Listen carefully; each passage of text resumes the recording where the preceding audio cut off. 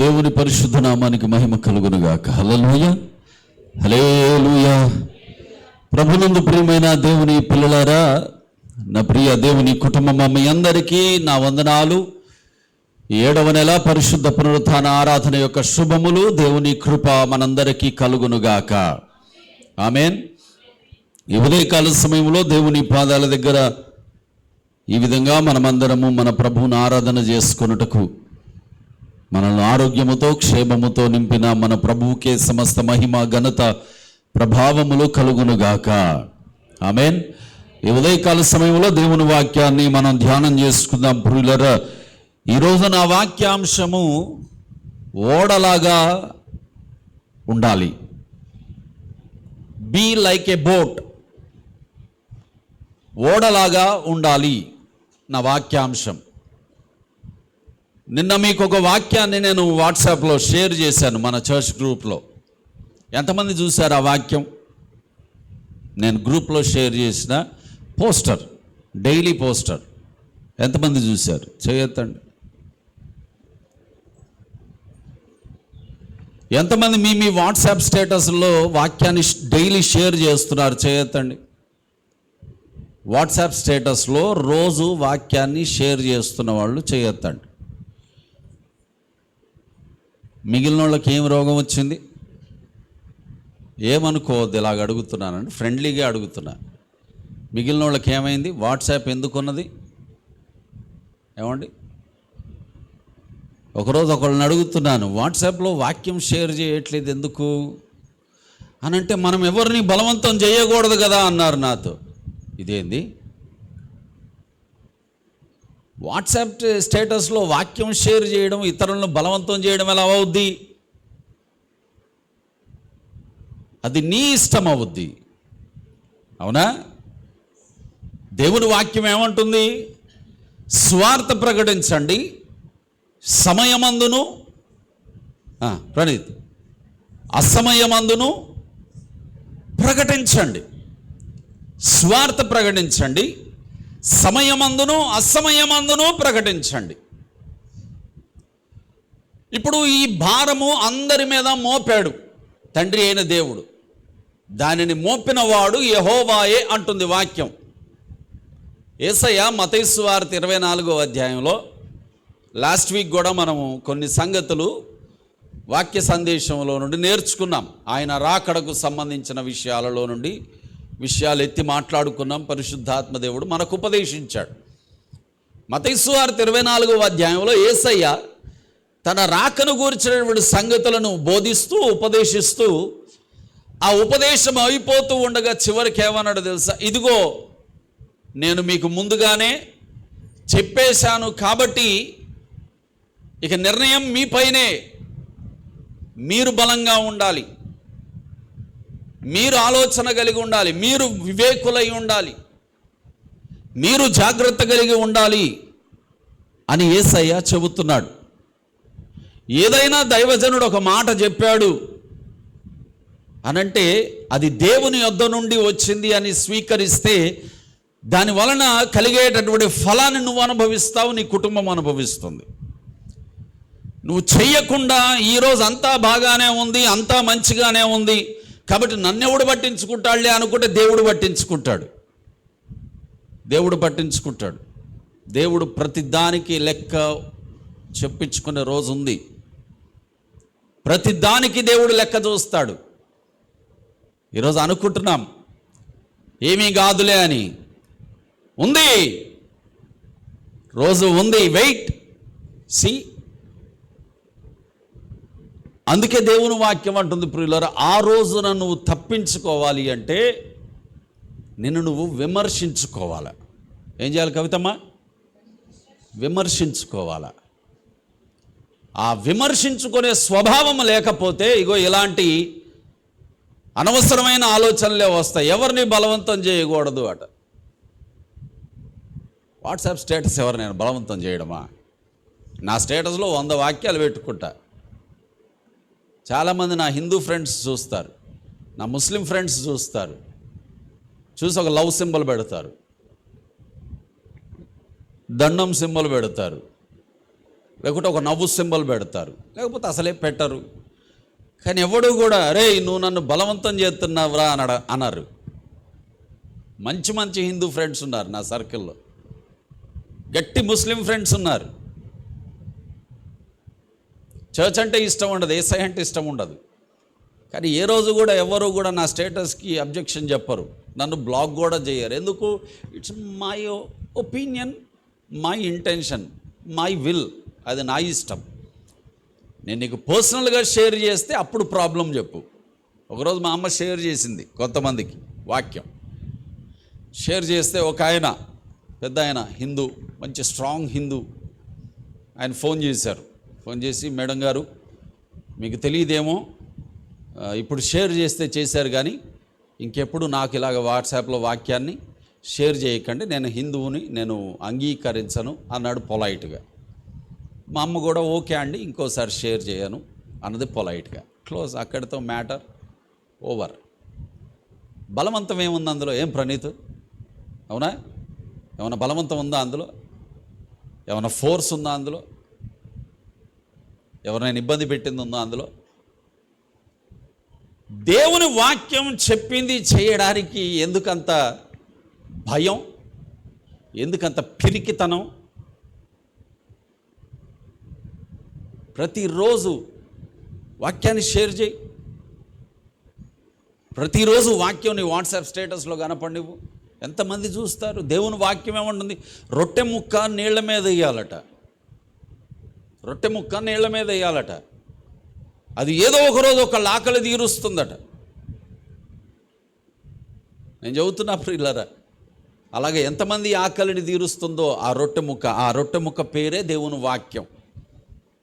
ఆ నీళ్ల పేరే సోషల్ మీడియా స్టేటస్. అది ఇన్స్టాగ్రామ్ అవ్వచ్చు, అది వాట్సాప్ అవ్వచ్చు, ఫేస్బుక్ అవ్వచ్చు, వాట్ ఎవర్ ఇట్ ఈస్. ఒకళ్ళ దగ్గర కూర్చొని సువార్త చెబుతూ వాక్యం చెప్పే పరిస్థితి లేకపోవచ్చు, కానీ ఒక స్టేటస్లో ఒక చిన్న మాట పెట్టు, అది ఏదో ఒక రోజు ఖచ్చితంగా ఎవరో ఒకరి హృదయాల్లో పనిచేస్తుంది. భారం ఉండాలి మనకు. ఆ భారం లేకపోతే, నేను చెబుతున్నప్పుడు God will take account of everything. దేవుడు ప్రతి దానికి లెక్క అడుగుతాడు. లెక్క ఉంది. ఆ లెక్క చూసుకునే రోజున తట్టుకోలేవు, భరించలేవు. దైవజనుని ప్రార్థన కూడా పనికి రాదు. ఇంక ఇంతకంటే ఏం చెప్పాలి నేను? పనికి రాదు. ఆ రోజు ఆ పరిస్థితి రాకుండా ఉండాలంటే ఈరోజు ఏమి చేయాలో అది చెయ్యండి అని చెబుతున్నా నేను. చేయండి దాన్ని, అప్పుడు దాని ఫలాన్ని మీరు మీ పిల్లలు తరతరాలు అనుభవిస్తారు. సుఖంగాను సౌఖ్యముగాను మీరు మీ బ్రతుకులను వెళ్ళబుచ్చు నిమిత్తము మీరు చేయాల్సింది ఒక్కటే, ఆత్మలో వర్ధిల్లాలి. ఆత్మలో వర్ధిల్లుతున్నామనడానికి ఆధారం ఏంటి? నువ్వు చేసే సువార్తే.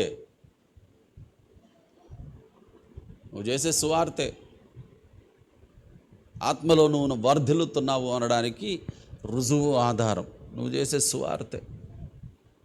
నా ప్రియ దేవుని పిల్లలారా, ఈ భారం మనకు లేకపోతే క్రైస్తవులుగా ఉన్నా ఒకటే, లేకపోయినా ఒకటే, వేస్ట్. యేసయ్యను వాడుకుంటున్నాం అంతే, వాడుకుంటున్నాం. యేసయ్యను వాడుకోవడానికి కాదు, యేసయ్య మనల్ని వాడుకోవడానికి పిలిచాడు. మనం యేసయ్యను వాడుకోవడానికి కాదు. అందుకే ప్రకటన గ్రంథంలో దేవుని వాక్యం అంటుంది కదా, పిరికి వారే, ఫస్ట్ పేరే అది. చెప్పండి ఏంటది? గట్టిగా, గట్టిగా, కొంచెం గట్టిగా. ఫస్ట్ క్యాడరే అది, ఇంకేమీ లేవాడ. పిరికివారు, పూర్తి చేయండి. పిరికివారు గంధకములతో మండు అగ్నిగుండములో పడవేయబడుదురు. దేవుని రాజ్యం సంగతి పక్కకు పెట్టండి. అగ్ని గంధకములతో మండు గుండములో పడవేయబడుదురు. బాగా ఆడుతాడు వాడు, అరణ బాగా ఆడుతాడు కదా. నువ్వు ముందుకు రానా, వాడిని వెనక్కి వదిలే.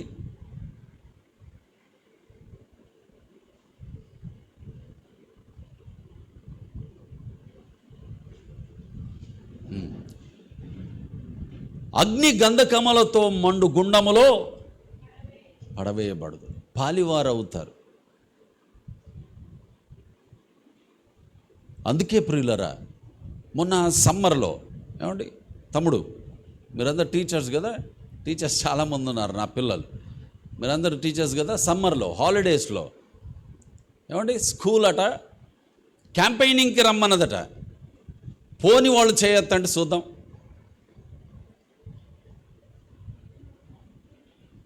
క్యాంపెయినింగ్కి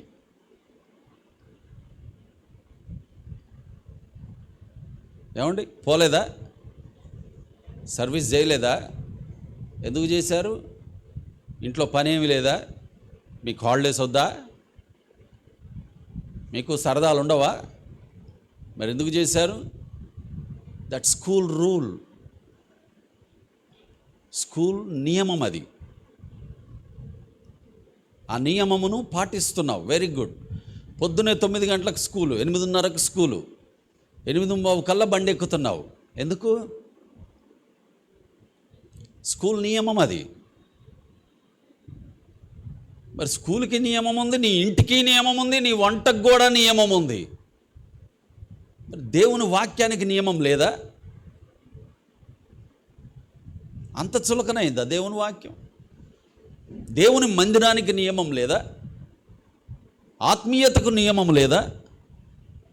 నీ భక్తి విశ్వాసాలకు నియమము లేదా? అడుగుతున్నాను, చెప్పండి, ఉందా లేదా? దేవుని మందిరానికి ఉన్న నియమం ఏంటి చెప్పాలి? దేవుని మందిరానికి ఉన్న నియమం ఏంటి? దేవుని మందిరానికి వచ్చేటప్పుడు నీ ప్రవర్తనను జాగ్రత్తగా కాచుకోవాలి, అది మొదటి నియమము. దేవుని మందిరములోనికి సమయానికి రావాలి, అది రెండవ నియమము. దేవుని మందిరములోనికి వచ్చినటువంటి నీవు దేవునిని కలుసుకుంటున్నావని గుర్తించాలి, అది మూడవ నియమము. దేవుని మందిరములోనికి వచ్చిన నువ్వు ప్రార్థన చేయాలి, ఆ ప్రార్థన దేవుడు ఆకాశము నుండి చెవియొగ్గి ఆలకిస్తున్నాడు అని నువ్వు నమ్మాలి, అది నాలుగవ నియమము. ఇలాగ ఎన్నో నియమాలు ఉన్నాయి. అలాగే వాక్యం వింటూ ఆత్మలో బలపడుతున్నటువంటి భక్తులకు దేవుడు నియమించిన నియమము సువార్త చేయాలి. చెప్పండి అందరూ, సువార్త చేయాలి. నేనేం మీ ఇంటి పక్కల ఇంటికి పోండి, ఇంటి ముందోళ్ళ ఇంటికి పోండి, వాళ్ళ దగ్గరకు పోండి, వీళ్ళ దగ్గరకు పోండి అనట్లేదు. నేను నీకున్నటువంటి స్వాతంత్రాన్ని, నీకున్నటువంటి ఒక స్టేటస్లో నువ్వు వాక్యాన్ని పెట్టు. నువ్వు క్రైస్తవుడు అని తెలవనివ్వు, ఒక సువార్త పని చెయ్యి, దేవుని కొరకు ఒక పని చెయ్యి అని చెబుతున్నా. నేను ఎక్కడి నుండి వచ్చాను ఈ టాపిక్లోకి?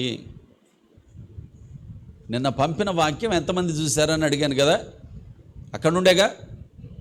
కొంతమంది చేయెత్తారుగా చూసామని. సో చూసినాము అన్నవాళ్ళు చెప్పండి, ఏం వాక్యం అది? ఏం వాక్యం అది?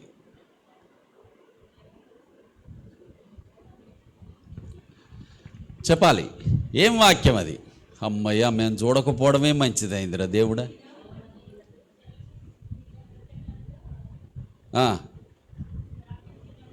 జనములు భూమి మీద ప్రచండముగా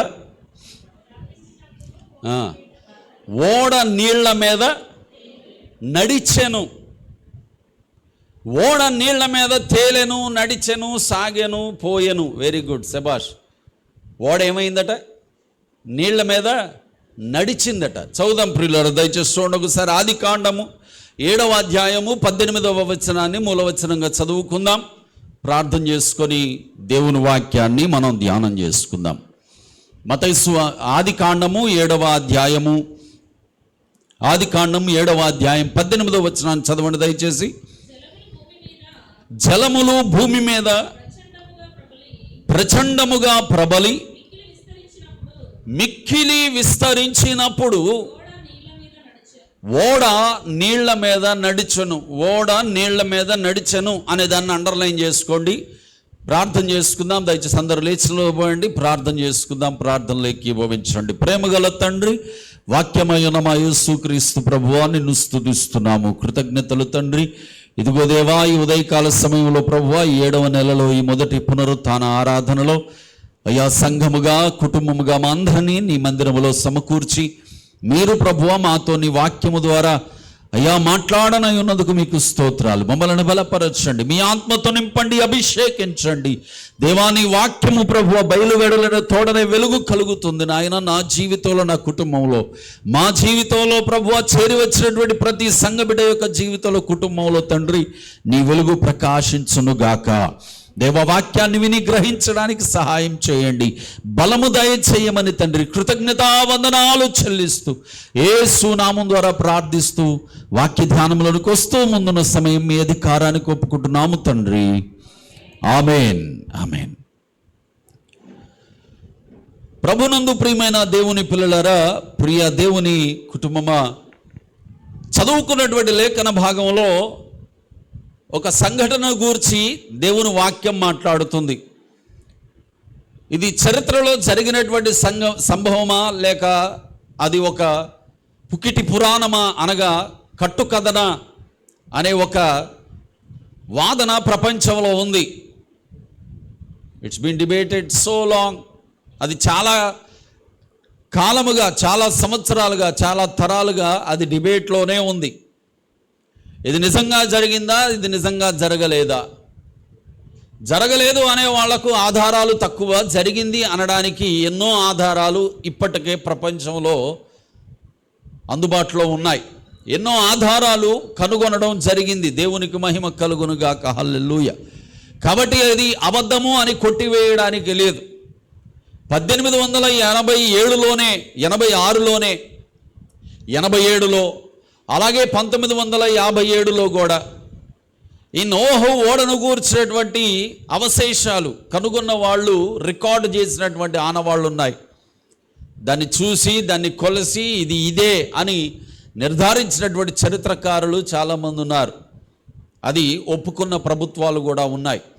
సరే, ఏది ఏమైనప్పటికీ మనం చదువుకున్నటువంటి లేఖన భాగంలో జరుగుతున్నటువంటి సంగతి, జలములు ప్రచండముగా భూమి మీద విస్తరించాయట. ఎందుకు విస్తరించాయి, కారణం ఏంటి? సండే స్కూల్ పిల్లలకు కూడా తెలుసు.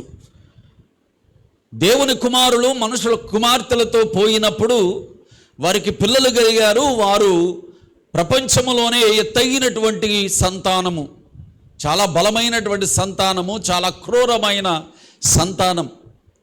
అలాగా అక్రమము భూమి మీద విస్తరిస్తున్న దానిని బట్టి దానిని చూసినటువంటి దేవుడు భూమి మీద నరులను చేసినందుకు పశ్చాత్తాపపడి భూమి మీద అసలు నరులే లేకుండా చేయాలి అని, వారిని సంహరించాలి అని దేవుడు నిర్ణయించుకున్నాడు.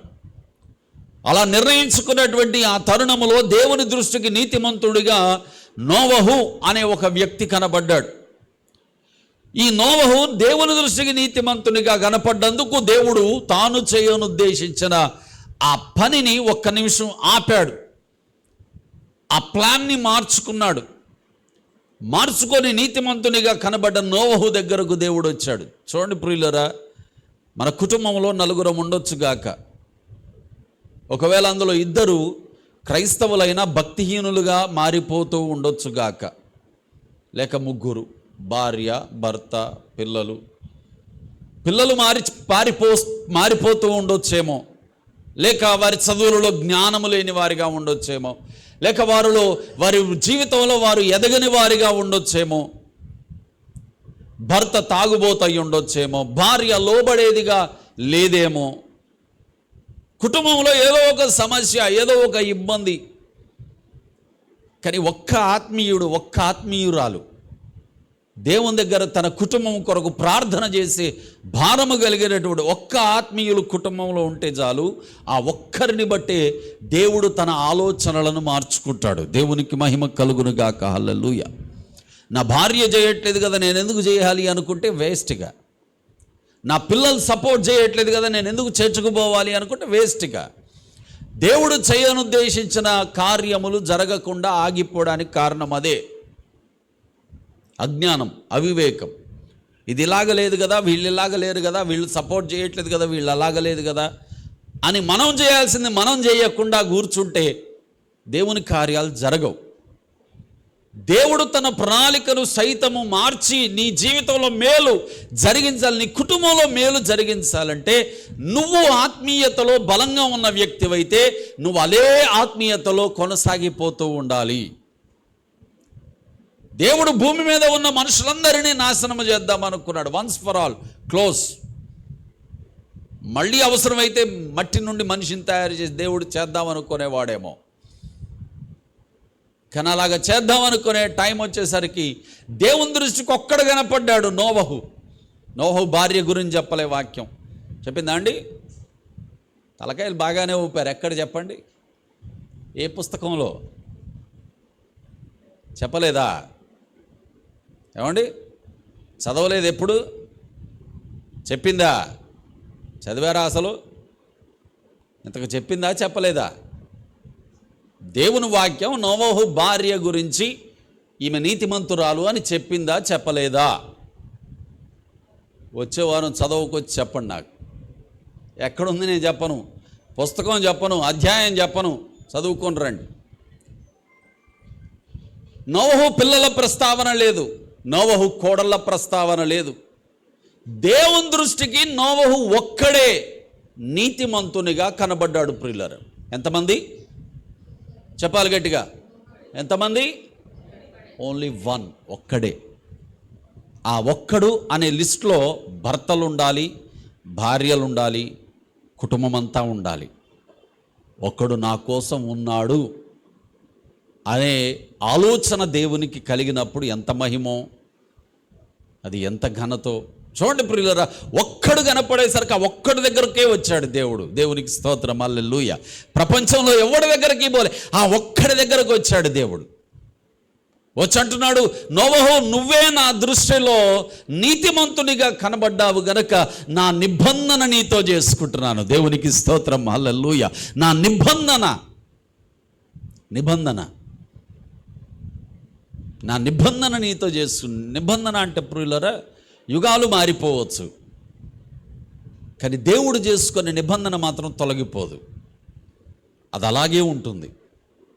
అందుకే పాత నిబంధన అంటాం, క్రొత్త నిబంధన అంటాం.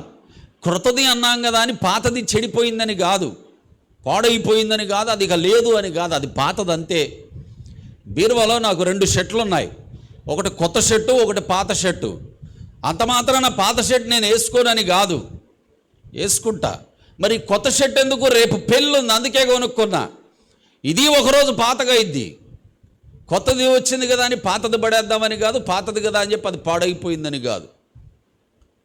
పాత నిబంధన బైబిల్ గ్రంథంలో ఉంది, కొత్త నిబంధన ఉంది. పాత నిబంధన రాతపూర్వకమైనది, చెప్పండి అందరూ, ఏ రిటన్ సబ్జెక్ట్ పాత నిబంధన.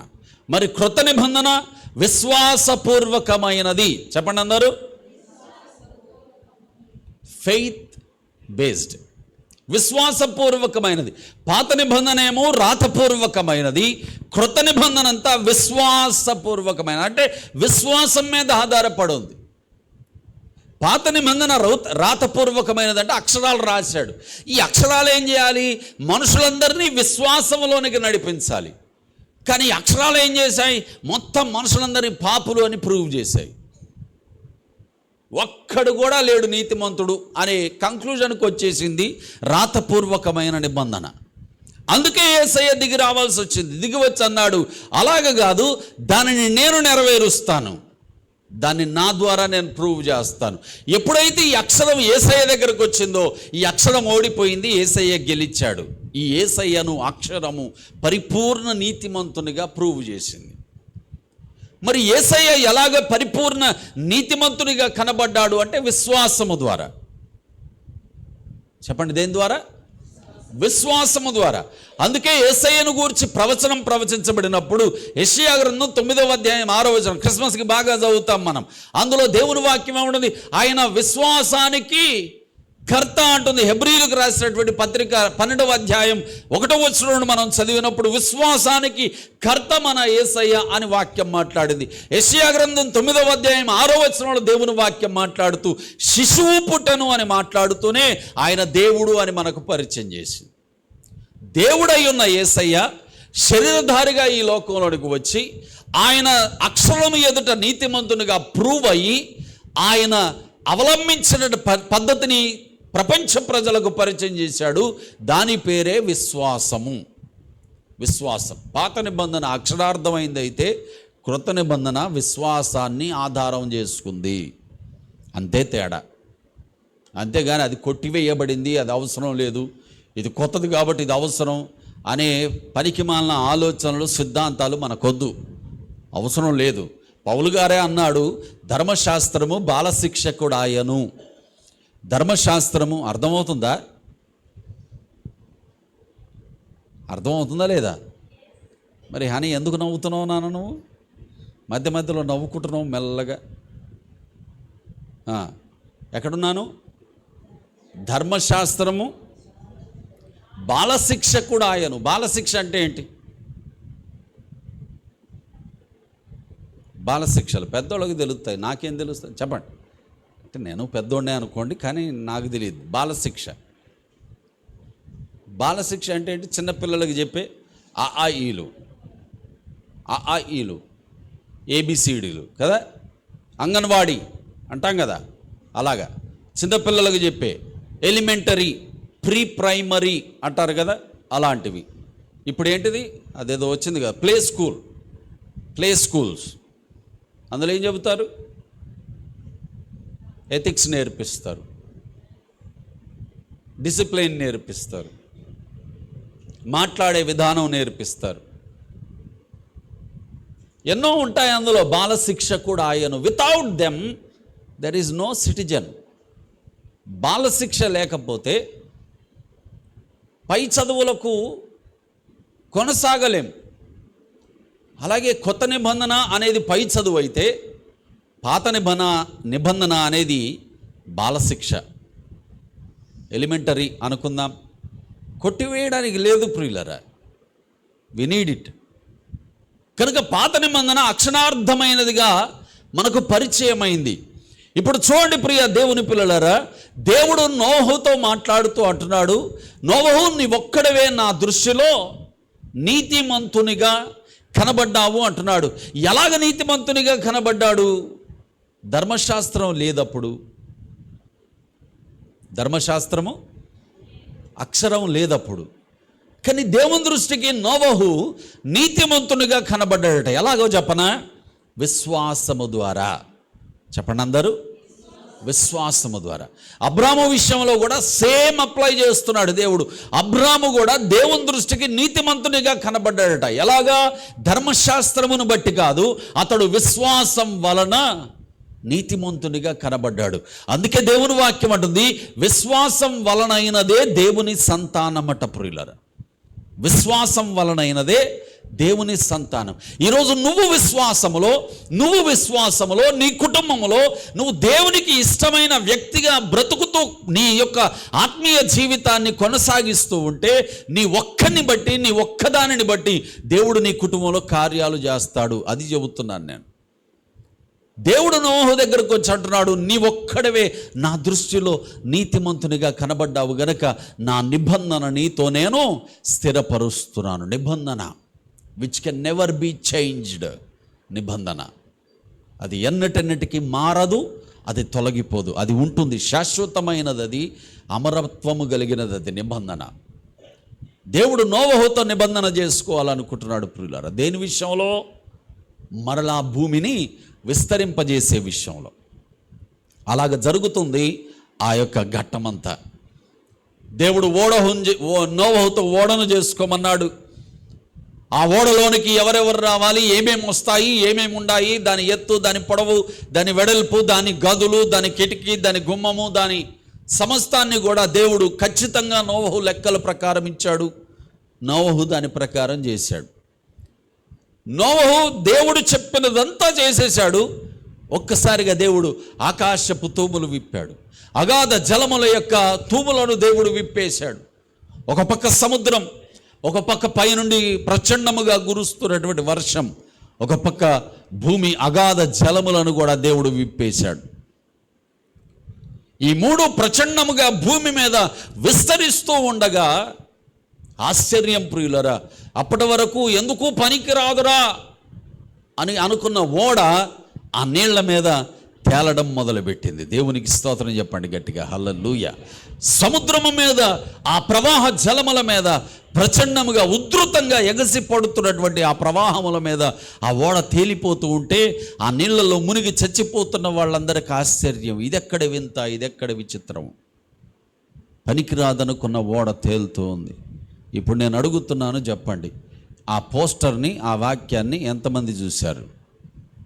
ఇప్పుడు చెప్పండి, నిన్న పంపింది ఎంతమంది చూశారు? How many of you seen that? ఆ మర్మం అర్థమైందా మీకు? పడదాకా మొత్తుకున్నా కదా, స్వార్థ చేయండి, ఒక్కళ్ళకైనా ఉపయోగపడుతుంది, ఒక్కళ్ళనైనా రక్షిస్తుంది, ఒక్కళ్ళనైనా ఆలోచింపజేస్తుందని. ఆ మాట అంతకుముందు ఎప్పుడు నన్ను ఆలోచింపజేయలే. ఎన్నిసార్లు చదివానో దాన్ని. వాక్యం కూడా చాలాసార్లు చెప్పాను నోహు గారి మీద, ఆ జలప్రలయం మీద. కానీ ఎప్పుడు ఈ కాంటెక్స్ట్ రాలే నాకు, ఈ కాన్సెప్ట్ రాలే నాకు, ఈ ఆలోచన అసలే రాలే నాకు. ఏ ఆలోచన? అది జలముల మీద నడిచాను.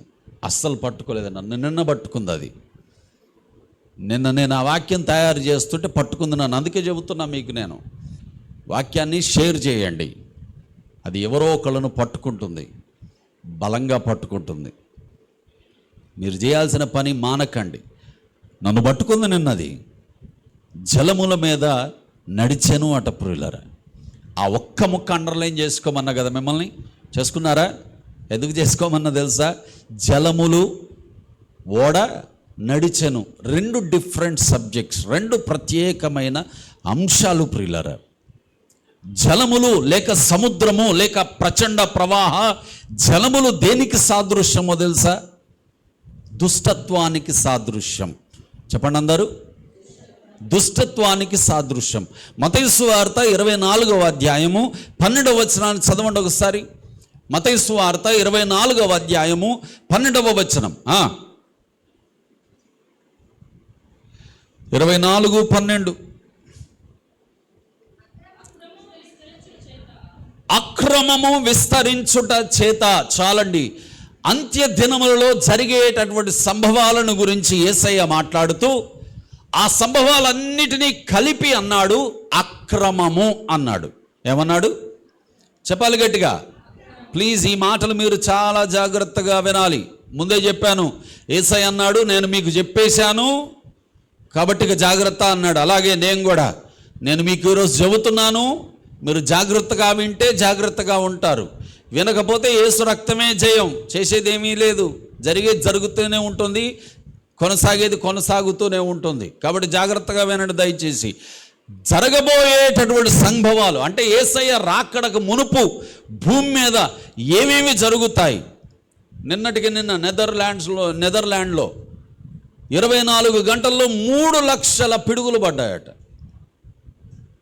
24 గంటల్లో, with in a span of 24 hours 3 లక్షలు ఉరుములు, పిడుగులు.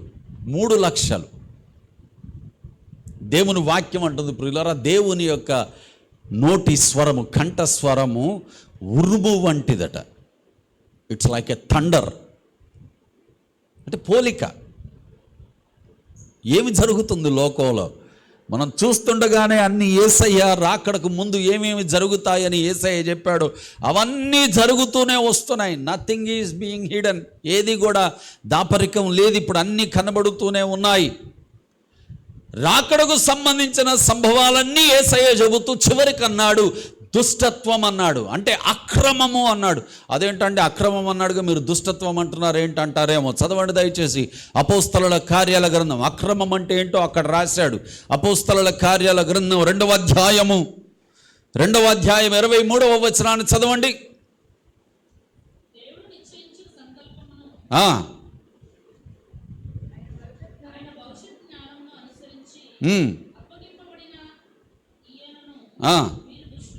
అప్పగింపబడిన అనగా పంపబడిన యేసయ్యను మీరు దుష్టుల చేతికి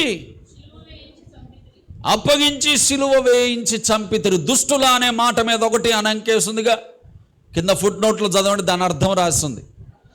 అక్రమము చేయువారు, అక్రమార్కులు, అక్రమము చేయువారు. అక్రమము చేయువారు ఈజ్ ఈక్వల్ టు దుష్టులు, దుష్టత్వం ఇది ఈక్వల్ టు అక్రమము. క్లియరా? క్లియరా? కాబట్టి ఇప్పుడు మత్తయి సువార్త 24వ అధ్యాయం 12వ వచనంలో యేసయ్య మాట్లాడుతూ అన్నాడు, అక్రమము విస్తరిస్తుందట. అంటే అర్థం ఏంటి? అక్రమము తీసేసి దుష్టత్వం అని పెట్టుకోవచ్చు మనం. దుష్టత్వము విస్తరిస్తుందట ప్రియులారా. దుష్టత్వం అంటే ఏంటో చెప్పనా? భక్తిహీనత. చెప్పండి అందరూ, భక్తిహీనత. భక్తిహీనత అంటే భక్తి క్షీణించిపోవడం కాదు, భక్తి కానటువంటిది ప్రజలలో విస్తారంగా పెరిగిపోతుందని అర్థం. ఏదైతే భక్తియో, ఏదైతే విశ్వాసమో, ఏదైతే నీతో, ఏదైతే ధర్మమో, దానికి వ్యతిరేకంగా ప్రజలు భక్తిని వారిలో అలవాటు చేసుకుంటారు. అది వాస్తవంగా భక్తిహీనత, కానీ వారు దానిని భక్తిగా పరిగణించుకుంటారట. భక్తిగా ఎంచి ఏం చేస్తారో చెప్పనా? దయచేసి చూడండి ఒకసారి. యోహాను రాసిన సువార్త, యోహాను రాసిన సువార్త 16వ అధ్యాయం. యోహాను రాసిన సువార్త 16వ అధ్యాయం తీసారా? 2వ వచనాన్ని చదవండి దయచేసి. యోహాను రాసిన సువార్త 16వ అధ్యాయం 2వ వచనమా? వారు మిమ్మును సమాజ మందిరములో నుండి వెలివేయుదురు. చూడండి ప్రియులారా, మిమ్మును చంపు ప్రతివారు, క్రైస్తవులను చంపు ప్రతివారు, క్రైస్తవులను హింసించు ప్రతివారు, నీతిని అనుసరించి నడిచే వారిని బాధ పెట్టు ప్రతివారు, నిందించి అవమానించి చెడ్డ మాటల్లో పలికి అబద్ధాలు ప్రచారము చేసే ప్రతి వారు కూడా మిమ్మును చంపు ప్రతివాడు తాను దేవునికి సేవ చేయుచున్నాను అనుకుంటాడట. దేవునికే మహిమ కలుగునుగాక. హల్లెలూయ. అక్రమము యొక్క పరాకాష్ట, దుష్టత్వము యొక్క పరాకాష్ట. దేవుని పిల్లలైన వారిని చంపి, యేసుక్రీస్తులో ఉన్న వారిని చంపి వారంటారట, మేము దేవుని సేవ చేస్తున్నాము అంటారట. అక్రమము ప్రియులరా భక్తిహీనత. ఆ భక్తిహీనతను దేవుడు దేంతో పోల్చాడో చదవండి దయచేసి ఒకసారి. యెషయా గ్రంథము 57వ అధ్యాయము, యెషయా గ్రంథం 57వ అధ్యాయము 20వ వచనాన్ని చదవండి దయచేసి. 20వ వచనాన్ని చదవండి. యెషయా గ్రంథం 57వ అధ్యాయం. అండర్లైన్ చేసుకోండి ఈ మాట కూడా, చాలా అవసరం. ఎక్కడ ఎవరు చెప్పరు వినరు కూడా. 57వ అధ్యాయము 20వ వచనం. భక్తిహీనులు కదులుచున్న సముద్రము వంటి వారట ప్రియులారా. దేవునికి మహిమ కలుగునుగాక. హల్లెలూయా. భక్తిహీనులు మాత్రమే కాదు, వారి ప్రవర్తన కూడా అలాంటిదేనట. చూడండి దయచేసి. యోధా పత్రిక 13వ వచనం. అదేంది అధ్యాయం చెప్పలేదు అనుకుంటారా? దాంట్లో అధ్యాయాలు ఉండవు, అదొక్కటే పత్రిక. యోధా పత్రిక. అందరినీ దీన్ని చూద్దాం, తీస్తారేమో. యోధా పత్రిక తీసారా? ఎక్కడుంది అది? ప్రకటన గ్రంథం అనేది బైబిల్లో ఒకటి ఉంది తెలుసా? ప్రకటన గ్రంథానికి ముందే ఉంటుంది, కనపడదు అది. పేజీలు తిప్పే పరంపరలో కనబడదు అది. టక్కన ప్రకటన గ్రంథంలోకి వెళ్ళిపోతాం. మరి లేదే అనుకుంటారు చాలామంది. ఉన్నది అక్కడే, ప్రకటన గ్రంథానికి ముందే ఉంటుంది అది, హిడెన్ పేజ్. ఆ పత్రికలో 13వ వచనాన్ని చదవండి దయచేసి. చూడండి ప్రియులారా, అండర్లైన్ చేసుకోండి ప్లీజ్. తమ అవమానమును వెళ్ళగక్కుచు. చూడండి, సముద్రము యొక్క ప్రచండమైన అలలుగాను, మార్గము తప్పి తిరుగు చుక్కలుగాను ఉన్నారు. ఎవరు వారు? అక్రమము చేయువారు. సముద్రము యొక్క ప్రచండమైన అలలను పోలి వారి ప్రవర్తన, వారి భక్తిహీనత సముద్రమును పోలి ఉందట. ఇప్పుడు సముద్రము, ప్రచండమైన అలలు, ఈ రెండు తీసుకొచ్చి ఇప్పుడు పెట్టండి అక్కడ. ఎక్కడ? ఆదికాండం ఎన్నో అధ్యాయం? 7వ అధ్యాయం ఎన్నో వచనం? 18వ వచనం. ఇప్పుడు అక్కడ అప్లై చేయండి దాన్ని. ప్రచండముగా జలములు భూమి మీద విస్తరిస్తే ఓడ నీళ్ల మీద నడిచింది. భక్తిహీనత అనగా అక్రమము, భక్తిహీనుల యొక్క ప్రవర్తన అక్రమ ప్రవర్తన. ఈ ప్రవర్తన, ఈ భక్తిహీనత అనేది ప్రచండముగా, ఉధృతంగా, విస్తారముగా ప్రపంచంలో విస్తరిస్తూ ఉంటే క్రైస్తవులట ఓడలాగా ఏమవ్వాలి? తేలి నడుస్తూ ఉంటారట. దేవునికి మహిమ కలుగునుగాక. హల్లెలూయా. అందుకే అంటున్నాను ప్రియులరా, దేవుని దృష్టికి నీతిమంతులైన వాళ్ళు ఒక్కళ్ళు ఉన్నా దేవుడు ఆ ఒక్కళ్ళను బట్టి ఆ కుటుంబాన్ని భక్తిహీనతకు పైన నడిపిస్తూ ఉంటాడు. అందుకే యేసయ్య నామము అన్ని నామముల కంటే పైనామం. ఉత్తగా రాలే ఆ నామం. నువ్వు పెట్టలేదు, నేను పెట్టలేదు, ఎవరూ పెట్టలేదు. కానీ యేసయ్యకు అన్ని నామముల కంటే పైనామం వచ్చిందట. ఎందుకో చెప్పనా? చదవండి దయచేసి. మత్తయి రాసిన సువార్త, మత్తయి రాసిన సువార్త 14వ అధ్యాయం 25వ వచనము. 25వ వచనము. రాత్రి 4వ జామున ఆయన అనగా ప్రభువైన యేసుక్రీస్తు సముద్రము మీద నడుచుచూ వచ్చెను. దేవునికి మహిమ కలుగునుగాక. హల్లెలూయా. ఉధృతంగా వర్షం పడుతుంది ప్రియులరా. విపరీతంగా గాలి చెలరేగింది. అలలు విపరీతంగా కొడుతూ ఉన్నాయి. సముద్రం మీద ప్రయాణం చేస్తున్న శిష్యులు కూడా భయపడిపోయి చచ్చిపోతామేమోనని ఆందోళన చెందుతూ ఉన్నారు. ఇంతలో ఒక ఆకారం కనపడుతుంది. ఆ ఆకారం సముద్రం మీద నడుచుకుంటూ వస్తుంది. ఉధృతంగా చెలరేగుతున్నటువంటి ఆ ప్రవాహ జలముల మీద ఆ ఆకారం నడుచుకుంటూ వస్తుంది. ఆ ఆకారం ఎవరో కాదు, ప్రభువైన యేసుక్రీస్తే. దేవునికి మహిమ కలుగునుగాక. హల్లెలూయా. ప్రపంచంలో అంత్యదినాలలో అక్రమము ఎంత విస్తరించినా క్రైస్తవుడు ఎదగాలి, నిలబడాలి, నడవాలి, తేలాలి అంటే నోవహు ఓడలాగా తయారవ్వాలి. అదేందండి ఇప్పుడు మమ్మల్ని ఓడలాగా ఎలాగ అవ్వమంటారంటారా? దానికి కూడా అర్థం ఉంది, చెబుతాను. ఎందుకు తొందర? ఓడలాగా తయారవ్వాలి. ఓడ కొలతలు ఎవరిచ్చారు చెప్పాలి. మీకే తెలుస్తుంది. ఇప్పుడు నేను చెప్పాల్సిన అవసరం కూడా లేదు. ఓడ కొలతలు ఎవరిచ్చారు? ఆ కొలతల్ని నేనేమంటానో తెలుసా? నియమ నిబంధనలు అంటాను. Terms and conditions. కొలతల్ని నియమ నిబంధనలు అంటారు. ఆ ఓడకు కొలత, ఈ ఓడకు నియమ నిబంధన, దాని పేరే ఆజ్ఞ. చెప్పండి అందరూ. ఆజ్ఞ. ఆ ఓడ కట్టబడిన లెక్కలన్నీ కూడా దేవుడిచ్చాడు. ఈ ఓడ కట్టబడాల్సిన లెక్కలన్నీ కూడా దేవుడు ఆజ్ఞల రూపంలో ఇచ్చాడు. దానికి కొలతలు, దీనికి ఆజ్ఞలు. అది కొలతల ప్రకారం కట్టబడింది, ఇది ఆజ్ఞల ప్రకారం కట్టబడాలి. ఇది మొదటిది. రెండవది, ఓడ లోపల ఎవరున్నారు? నోవహు ఉన్నాడని చెప్పకండి. ఓడ లోపల ఎవరున్నారు? ఒక సమస్త భూమిని విస్తరింపజేయగలిగినటువంటి ఆశీర్వాదం ఉంది. ఓడ లోపల దేవుని ఆశీర్వాదం ఉంది. నువ్వు నోవహు అంటావు, కానీ దేవుడు ఏమన్నాడో తెలుసా? నీ ద్వారా నేను భూమి మీద జనములను మళ్ళీ విస్తరింపజేస్తాను. నీ వలన వంశములు బయలుదేరతాయి, తరములు బయలుదేరతాయి అన్నాడు దేవుడు. ఒక్క నోవహు ద్వారా, అనగా నోవహు కుటుంబము ద్వారానే ఈరోజు ప్రపంచంలో ఇన్ని జాతులు, ఇన్ని తెగలు, ఇన్ని దేశాలు, ఇన్ని కోట్ల మంది ప్రజలు. Nearly 8 billion people. 8 billion people. మొన్న ఒక ఆశ్చర్యకరమైన విషయం చూశాను. Statistics, population statistics.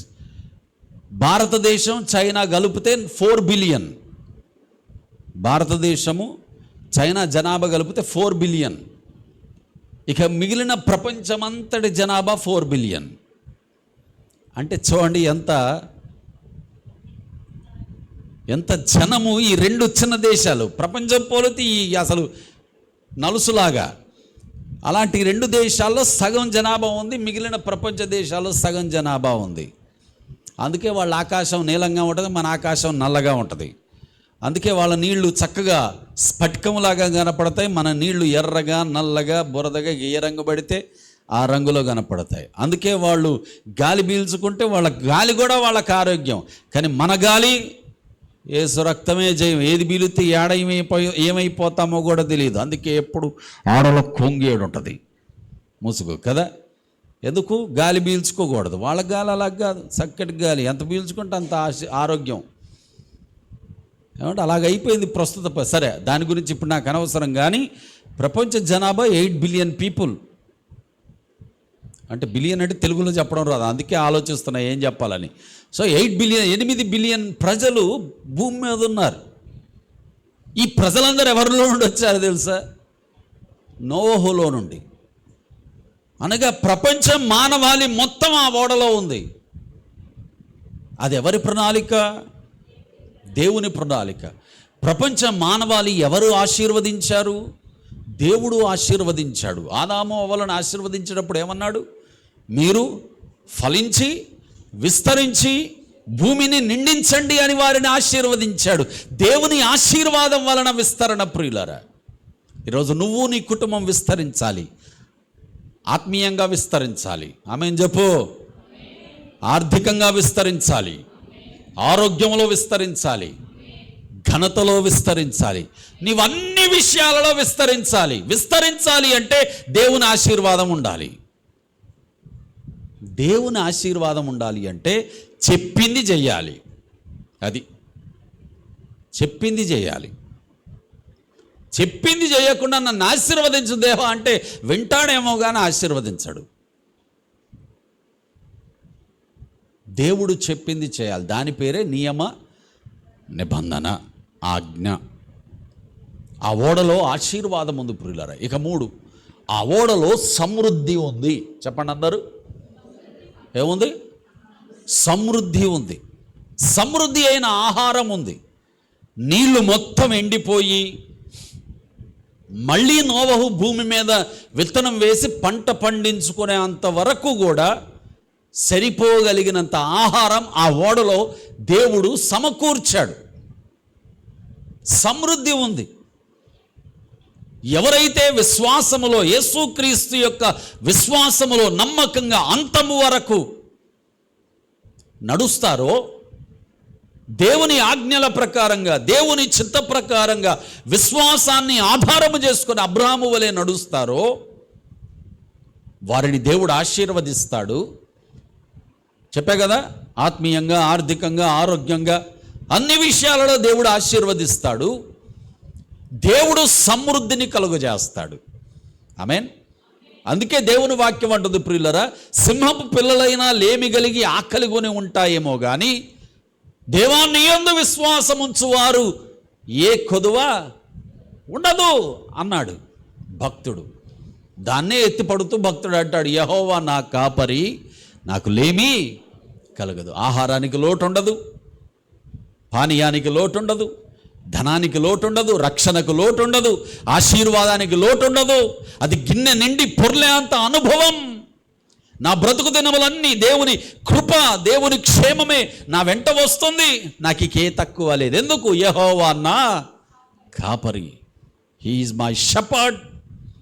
నా కాపరి. ఏది పెట్టాలో ఆయనకు తెలుసు, ఎక్కడ కూర్చోబెట్టాలో ఆయనకు తెలుసు, ఏది తాగించాలో ఆయనకు తెలుసు, ఎలా కాపాడాలో ఆయనకు తెలుసు, అన్నీ ఆయనకు తెలుసు. ఆ ఓడలో సమృద్ధి ఉంది ప్రియులారా. ఈరోజు నీ దేవుడు నీలో ఉంటే సమృద్ధి నీతో ఉన్నట్టే, నీ కుటుంబంలో సమృద్ధి ఉన్నట్టే, నీ జీవితంలో సమృద్ధి ఉన్నట్టే, నీ తరతరములు సమృద్ధి కలిగి సుఖముగా బ్రతికినట్టే ప్రియులారా. God should remain with you. దేవుడు నీతో ఉండాలి. ఆ ఓడలో సమృద్ధి ఉంది. ఆ ఓడను చేయమన్నది ఎవరు? చెప్పాలి గట్టిగా. ఆ ఓడ తలుపేసింది ఎవరు? ఇప్పుడు తీయాలంటే ఎవరు తీయాలి? అంటే ఆ ఓడకు కర్త, కర్మ, క్రియ సమస్తం ఎవరు? అందుకే నీళ్ళ మీద తేలింది అది. దేవునికి మహిమ కలుగునుగా. హల్లెలూయా. ఈరోజు యూట్యూబ్లో, ఫేస్బుక్లో, ఇన్స్టాగ్రామ్లో, ఆ మీడియాలో, ఈ మీడియాలో, అక్కడ ఇక్కడ నీ కళ్ళ గట్టిన, నీ కళ్ళ ముందు కనబడేటటువంటి క్రీస్తు వ్యతిరేకత అనేది భక్తిహీనత అయితే, ఆ భక్తిహీనత మధ్యలో యేసు నడుచుకుంటూ వస్తున్నాడని లేఖనం మాట్లాడుతుంది. ఆయన సముద్రము మీద నడిచాను, సముద్రము మీద నడిచాను. యోధా పత్రిక లాస్ట్ పత్రిక ప్రియులరా, కొత్త నిబంధనలో లాస్ట్ పత్రిక. ఎందుకు లాస్ట్ పెట్టాడో తెలుసా? అసలు విషయాలన్నీ అక్కడే ఉన్నాయి. చదవలేదేమో ఎప్పుడు? ఒకసారి చదువు, భలే ఉంటుంది ఆ పత్రిక. మొత్తం బైబిల్ గ్రంథం అంతా అందులోనే ఉంటుంది. ఆ పత్రికలో రాసినప్పుడు 13వ వచనంలో మనం చదువుకున్న వచనంలో అన్నాడు, భూమి మీద ఆఖరి రోజులలో ఇదిగో ఇలాంటి అక్రమము విస్తరిస్తుంది, అక్రమము నురగలు గక్కుతుందట, అవమానాన్ని అది ప్రదర్శిస్తుందట, సిగ్గుపడవలసిన వాటి మీద సిగ్గుపడకుండా అది సిగ్గును నిర్లజ్జగా విస్తారంగా ప్రదర్శిస్తుందట. భక్తిహీనత, దుష్టత్వం, వీటన్నిటి మధ్యలో నువ్వు స్థిరముగా నిలబడాలి అంటే ఓడలాగా తయారవ్వాలి. అది ఈరోజు పరిశుద్ధాత్మ దేవుడు మనకు నేర్పిస్తున్న పాఠం. అందుకే ఆ 7వ అధ్యాయం 18వ వచనంలో దేవుడు ఆ ఘట్టాన్ని రాయించాడు. ప్రచండముగా ఆ జలములు భూమి మీద విస్తరిస్తూ ఉంటే ఓడ నీళ్ల మీద నడిచాను. అపోస్తలులందరూ ప్రాణభయముతో అల్లాడిపోతూ ఉంటే యేసయ్య జలముల మీద నడిచెను. ఈరోజు నువ్వు మంచి ఆత్మీయత, అది విశ్వాసం వలనైన ఆత్మీయత, దేవుని ఆజ్ఞల ప్రకారమైన ఆత్మీయత, దేవుని చిత్తాన్ని నెరవేర్చేటటువంటి ఆత్మీయత నువ్వు నీ ప్రారంభం నుండే నేర్చుకుంటే దుష్టత్వం ఎంత విస్తరించనిగాక. అందుకే అన్నాడుగా కీర్తనాకారుడు, కుడిపక్క ఎడం పక్క ఎంతమంది జావనీగాక, అంటే పడనీగాక, నేను మాత్రం కదలను. నేను కదలనంటే కదలను అంతే. ఎందుకు? నేను నా దేవునిని ఆశ్రయంగా చేసుకున్నాను. చదివారు ఎప్పుడైనా మాట? చదివారా? ఏ అధ్యాయం, ఏ పుస్తకం? కీర్తనలు 91వ కీర్తన వచనం చెప్పండి. మరి చదవండి, తీయండి ఒకసారి. మొదటి వచనం చదవండి, ముగించేసుకుందాం. తర్వాత భోజనాలు ఉన్నాయి, శరీర రక్తాలతో భోజన కార్యక్రమానికి వెళ్ళిపోదాం. చదవండి అమ్మా, చదువురా. చూడండి ప్రియులరా, దేవుడు నాకు కాపరి అంటున్న వాడే మాట్లాడుతున్నటువంటి అద్భుతమైన మాటలు. మహోన్నతుని చాటున నివసించువాడే, సర్వశక్తుని నీడను విశ్రమించువాడు, అంటే విశ్రాంతి కలిగిన వాడు అని అర్థం. ఆహా, ఎంత నెమ్మదో ఒక్కసారి ఊహించుకోండి. పొద్దున నుండి సాయంత్రం దాకా కష్టపడ్డావు, ఇంటికి వచ్చావు, కానీ మనసంతా ప్రశాంతంగా ఉంది. ఎవరిని బట్టి? దేవునిని బట్టి. యేసయ్యను గురించి ధ్యానం చేశావు, అప్పటి వరకు ఉన్నటువంటి అలజడంతా తొలగిపోయింది. ఊహించుకోండి ఒకసారి, ఎంత ప్రశాంతంగా ఉంటుంది. ఎప్పుడైనా ఎక్కువ ఇబ్బంది అనిపించింది అనుకోండి, మోకాళ్ళు వేసి రహస్యంగా ప్రార్థన చేసుకుంటాను. కనబడేటట్టు చేసే ప్రార్థన వేరు నాది, నాకు నేను రహస్యంగా చేసుకునే ప్రార్థన వేరు. కనబడేటట్టు నా భార్యకో, నా పిల్లలకో, వాళ్ళకో, వీళ్ళకో ఆ ప్రార్థన విధానం వేరుంటుంది. కానీ రహస్యంగా చేసుకునే ప్రార్థన విధానం వేరుంటుంది. మాకు తెలియదు పాస్టర్ గారు అంటారేమో. ఎందుకు తెలియదు? చదివితే తెలుస్తుంది. ఏం చదివితే? బైబిల్ చదివితే తెలుస్తుంది. భక్తులు అలాగే చేశారు. జనాల ముందు చేసే ప్రార్థన, రహస్యంగా చేసే ప్రార్థన వెరీ డిఫరెంట్. చాలా బాగుంటుంది రహస్యంగా ప్రార్థన. అలాగ ప్రార్థన చేసినప్పుడు దేవుడు భలే ఆలోచనలు చెబుతాడు. ఒక్కొక్క ఆలోచన దేవుడు చెబుతూ ఉంటే మెల్లమెల్లగా మనసులో ఉన్న టెన్షన్, ఆందోళన, చింత అంతా కూడా పారిపోదు. దేవా నువ్వు చూసుకుంటావులే ప్రభువా, వచ్చేస్తుంది ఆ ధైర్యం. ఆమెననే లోపే రెడీ అయిపోద్ది ధైర్యం, సంతోషం. ఇక అయిపోయింది, దేవుడు చూసుకుంటాడు. అందుకే పేతురు రాసిన మొదటి పత్రికలో 5వ అధ్యాయంలో పేతురు భక్తుడు అన్నాడు, దేనిని గురించి చింతించకండి, let God look after them. దేవుడు చింతిస్తూ ఉన్నాడు గనక మీరు దేనిని గురించి చింతించకండి, మీ చింత యావత్తు ఆయన మీద వేయండి. చింత యావత్తు వేసి ఏం చేయాలా?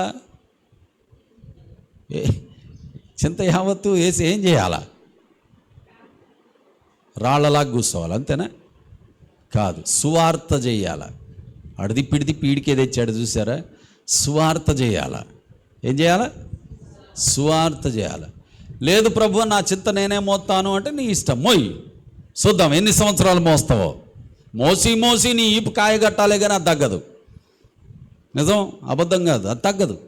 ఆయన మీదై ఎంత ప్రశాంతంగా ఉంటావో ఆ ప్రశాంతతను బట్టి స్వార్థ చేయాలి. స్వార్థ చేయాలి.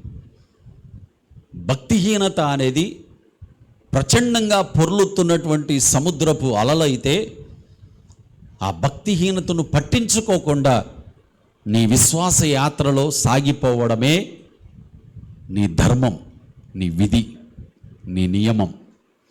ఆ స్వార్థ యాత్రలో సాగిపోయి వాక్యములో నువ్వు బలపడుతూ ఉంటే నిన్ను చూసిన అనేక మంది నేను కూడా ఇలాగ మారితే బాగుండు అనుకుంటారు. అలాగ మారుస్తాడు యేసయ్య. నా ప్రియ దేవుని సంగమా, ఈరోజు నువ్వు ఓడలాగా ఉండాలి అని నీ ప్రభువు కోరుకుంటూ ఉన్నాడు. అందుకే ఆయన ఆజ్ఞలు అనే లెక్కలు ఇచ్చాడు. అందుకే యేసయ్య రక్తము అనే నిబంధన ఇచ్చాడు. అందుకే విశ్వాసము అనే తలుపును వేశాడు ఆయన. మనల్ని అందులోనే ఉండమన్నాడు. అందులో మనం ఉంటే పోషిస్తాడు. అందులో మనం ఉంటే మనల్ని విస్తరింపజేస్తాడు. అందులో మనం ఉంటే మనల్ని తేలేలాగా చేస్తాడు. లేదు నా ఇష్టం అంటే నీ ఇష్టం. మునిగిపోయేది నువ్వే, చేసేదేమీ లేదు. లంగర్లు వేయడానికి ఎవరుండరు, అప్పుడు ఎవరి ప్రాణాలు వాళ్ళవే. కాబట్టి ప్రియ దేవుని పిల్లలారా, అంత్య దినాలలో ఉన్నాం. అపాయకరమైన రోజులు చూస్తున్నాం. మనుషుల మీదకు మనుషులు, రాజ్యం మీదకు రాజ్యం, విపరీతమైనటువంటి సూచనలు, సంభవాలు ప్రపంచంలో జరుగుతూ ఉన్నప్పుడు మనం గుర్తుపెట్టుకోవాల్సిన విషయం, నోవహు ఓడలాగా తయారవ్వాలి. మన యేసయ్య నోవహు అయితే ఆయన చేతులతో కట్టబడిన ఓడలు మనమే. భక్తిహీనత ప్రచండంగా విస్తరిస్తుందా? స్వార్థ చేయడానికి కూడా భయమయ్యే రోజులు కనపడుతున్నాయా? అయినా సరే దేవుని ఆజ్ఞల ప్రకారం నీవు నడుస్తున్న వ్యక్తిగా జీవించు. నువ్వు చేయగలిగినది నీ ధర్మము ప్రకారం, నియమము ప్రకారం నువ్వు చెయ్యి. నిన్ను ఎలాగ పైకి లేవనెత్తాలో దేవుడు అలాగే నిన్ను లేవనెత్తుతాడు. కనుక ప్రియ దేవుని పిల్లలారా, మోసపోకండి. దేవుడు వెక్కిరింపబడాడు. ఈరోజు నీవు దీవించబడినప్పుడు దేవుడు ఎంత మహిమపరచబడతాడో, రేపు దేవుడు లెక్కడిగినప్పుడు నువ్వు అంత తల వంచుకోవాల్సిన పరిస్థితి రాకుండా ఉండాలి అంటే నిన్ను నువ్వు విమర్శ చేసుకొని ఏ స్థలాలలో ఏ విషయాలలో లోపాలు ఉన్నాయో సరి చేసుకొని ఆ లోపములన్నిటినీ దిద్దుకొని తిరిగి దేవుని రాజ్యము కొరకైనటువంటి బిడ్డగా నిలబడు. అప్పుడు అవన్నీ నిన్ను వెంబడిస్తాయి. దేవుడు నిన్ను నీ కుటుంబాన్ని ఈ అంత్య దినములలో ఓడవలే నడవగలిగినటువంటి సామర్థ్యం కలదుగా తయారు చేయునుగాక. అట్టి ఆత్మ బలము నీకు నీ కుటుంబానికి దేవుడు సమృద్ధిగా కలుగజేయునట్లుగా నోహు వంటి వ్యక్తిగా దేవుడు నిన్ను బలపరచునుగాక. ఆమేన్. ప్రార్థన చేసుకుందాం ప్రియులారా. దయచేసి మోకరించండి, తలలు వంచండి, ప్రార్థన చేసుకుందాం.